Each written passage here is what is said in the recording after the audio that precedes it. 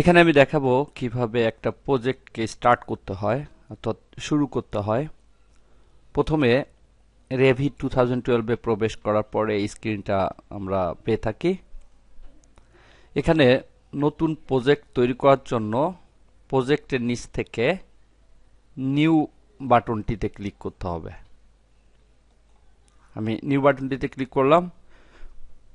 মূলত একটা template file রয়েছে, এই টেমপ্লেট ফাইলটা ওপেন হয় নিউ বাটনটিতে ক্লিক করলে। এখানে দেখতে পাচ্ছি একটা টেমপ্লেট ফাইল ওপেন হয়েছে, এর ভিতরে ড্রয়িং করতে হয়। টেমপ্লেট ফাইলটা দেখার জন্য এখানে যাই, এখান থেকে অপশনসে ক্লিক করতে হবে এবং ফাইল লোকেশনে গেলে দেখতে পাচ্ছি ডিফল্ট আরটিই নামে একটা টেমপ্লেট রয়েছে। এই ফাইলটা মূলত এখানে ওপেন হয়েছে। এভাবে নিউ এর মাধ্যমে এই টেমপ্লেট ফাইলটা ওপেন করা যায়। আবার এটাকে ক্লোজ করে দেই।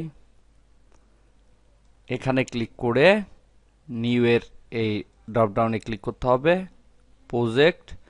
এখানে দেখতে পাচ্ছি টেমপ্লেট ফাইল, এখানে ডিফল্ট টেমপ্লেট ফাইলটা দেখা যাবে। দেখতে পাচ্ছি ডিফল্ট টেমপ্লেট ফাইলটা। আমি এখান দিয়ে প্রবেশ করে যে টেমপ্লেট ফাইলটা পেয়েছিলাম এবং এখান দিয়েও প্রবেশ করে সেই টেমপ্লেট ফাইলটা এখানে দেখতে পাচ্ছি, অর্থাৎ এই টেমপ্লেট ফাইলটাই ওপেন হবে। এখানে create new project template, project template তৈরি করব না প্রজেক্ট তৈরি করব। আমি যেহেতু প্রজেক্ট তৈরি করব তাই প্রজেক্ট থাকা অবস্থায় ওকেতে ক্লিক করতে হবে।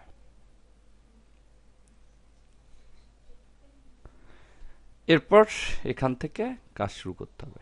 এভাবে নিউ এর মাধ্যমে কোনো ফাইলকে ওপেন করা যায় এবং সেটা হচ্ছে একটা টেমপ্লেট ফাইল।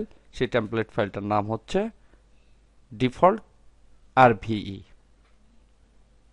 আমি যদি আলাদা টেমপ্লেট ফাইল ওপেন করতে চাই এখান থেকে, তাহলে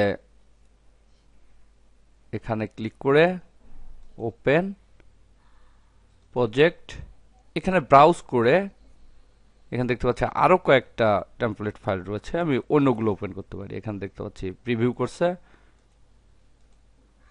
এখান থেকে অন্য ফাইল আমি ওপেন করতে পারি। তবে ডিফল্ট অবস্থায় এই ডিফল্ট টেমপ্লেটটাই থাকে এবং এই ডিফল্ট টেমপ্লেটের ভিতরে বিভিন্ন ধরনের ভিউ দেখতে পাচ্ছি, লেভেল 1, লেভেল 2, সাইট, সিলিং।